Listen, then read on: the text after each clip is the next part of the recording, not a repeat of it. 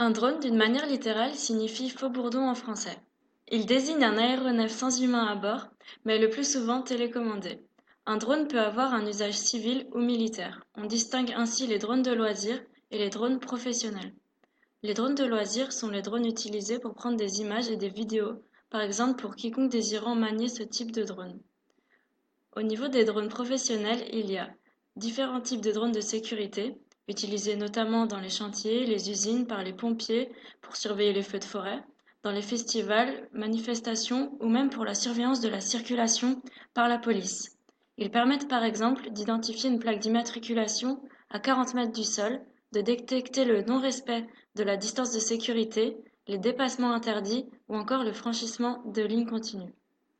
Le marché des drones de sécurité se situe à près de 70 millions d'euros en 2017, selon les estimations dans toute sécurité, en progression de 50% environ. Un chiffre à comparer à un marché total des drones civils supérieur à 250 millions d'euros. Le prix d'un drone de loisir peut varier entre 100 et 1000 euros, alors que pour les drones de surveillance, il faut débourser plus de 10 000 euros. C'est pour cette raison qu'ils sont accessibles qu'à l'État ou au privé. Il y existe seulement une centaine d'entreprises spécialisées dans la production de drones de sécurité, contre plus de 5000 pour le grand public.